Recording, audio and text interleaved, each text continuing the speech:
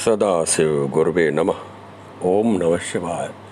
प्रस्तुत है विज्ञान भैरव तंत्र के अंतर्गत तंत्र सूत्र विधि 8वीं श्वास विधि में माँ पार्वती से भगवान शिव कहते हैं, अत्यधिक भक्तिपूर्वक श्वास के 2 संधि स्थलों पर केंद्रित होकर के ज्ञाता को जान लो। यानी कि इन विधियों के बीच जरा सा अंतर है, तो भी तुम्हारे लिए ये भेद बहुत हो सकता है। एक अकेला शब्द बहुत फर्क पैदा करता है। यानी अत्यधिक भक्तिपूर्वक श्वास के 2 संधि स्थलों पर केंद्रित होकर के तो ज्ञाता को जान लो। यानी जो हम श्वास लेते हैं और श्वास लेने के बाद क्षणिक में ही हम दूसरी श्वास छोड़ते हैं, और जो छोड़ने और लेने सांस की 2 जो संधि हैं उसमें हम इसमें भक्तिपूर्वक यानी इसमें श्रद्धा भक्ति को जोड़ने की बात कही है। हम श्रद्धा भक्ति को जोड़ते हैं तो श्रद्धा भक्ति में हम किसकी श्रद्धा भक्ति करें? यानी उस परमात्मा की हम भक्ति श्रद्धा करते हैं। तो ये हमारा शरीर है, 5 तत्वों का शरीर, ये एक मंदिर है। इस मंदिर में हम उस परमात्मा को, विराट सत्ता को ही हम उस परमात्मा को यानी ये शरीर इस परमात्मा को अपने साथ जोड़ लें। यानी हम उसकी पूजा कैसे करते हैं? इस शरीर पोषण के लिए हम भोजन करते हैं, जल पीते हैं। तो हम ये भाव पैदा करें कि हम जल पी रहे हैं या हम भोजन कर रहे हैं, हम उस परमात्मा को ही भोजन करा रहे हैं या जल पिला रहे हैं। जो भी कर्म हम कर रहे हैं उस परमात्मा के प्रति समर्पित कर दें। यही एक श्रद्धा का भाव इसमें जोड़ना पड़ेगा। भीतर आने वाली श्वास को एक संधि स्थल है जहाँ वह मुड़ती है। उन 2 संधि स्थलों में जिसकी चर्चा हम कई पिछले सूत्र में कर चुके हैं। इसमें यही भेद है, यानी अत्यधिक भक्तिपूर्वक हम जुड़ जाएं। अत्यधिक भक्तिपूर्वक में हम यही परमात्मा को हम अपने साथ जोड़ लें। अगर तुम वैज्ञानिक रुझान के नहीं हो तो तुम्हारा मन वैज्ञानिक नहीं है। तुम इस विधि को प्रयोग में ले जाओ अगर आप हृदय से जुड़े हो, यानी अत्यधिक भक्तिपूर्वक प्रेम श्रद्धा के साथ आप जुड़े हो तो इस जल्दी सफलता मिलती है। यह कैसे संभव है?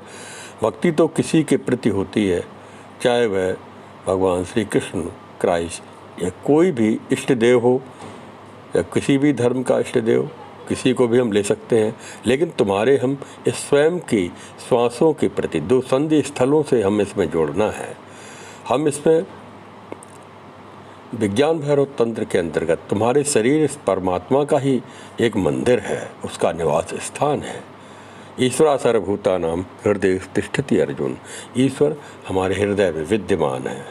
भगवद गीता के अनुसार हम उस हृदय में विद्यमान उस परमात्मा को अनुभव करें। यानी इसमें हम जोड़ लें।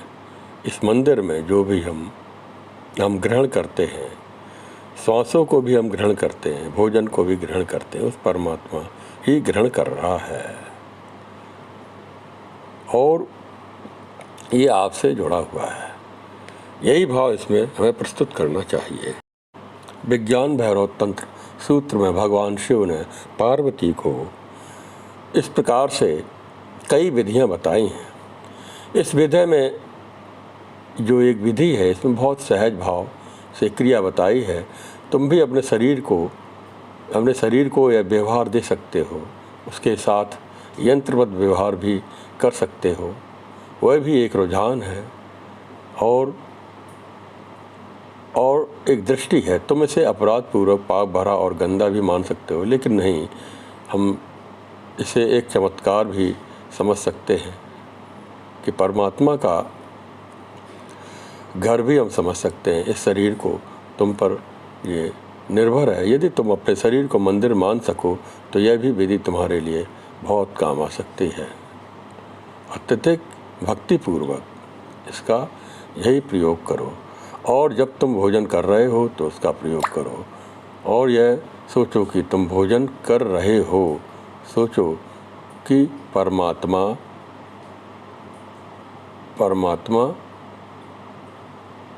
तुम में भोजन कर रहा है, और तब परिवर्तन को देखोगे। यानी तुम वही चीज़ खा रहे हो लेकिन तुरंत सब कुछ बदल जाएगा। तो एक भाव लाना है कि नहीं, परमात्मा ही भोजन कर रहा है, परमात्मा को भोजन दे रहे हो। तुम स्नान कर रहे हो, नहीं, ये परमात्मा ही स्नान कर रहा है। लेकिन दृष्टि बदल जाती है। एक अनुभव करो और कि तुम अपने में परमात्मा को स्नान करा रहे हो। यह वह विधि एक आसान हो जाती है। अत्यधिक भक्तिपूर्वक श्वास के 2 संधि स्थलों पर केंद्रित होकर के ज्ञाता को जान जाओगे। ओम नमः शिवाय। इस प्रकार विज्ञान भैरव तंत्र जो ध्यान की विधि है, सूत्र हैं, 112 विधियों में से क्रमबद्ध रूप से एक एक विधि का विश्लेषण कर रहे हैं। जो भी उचित हो उसको अपने जीवन में आप लोग अपना सकते हो और अपने जीवन को सफल बना सकते हो।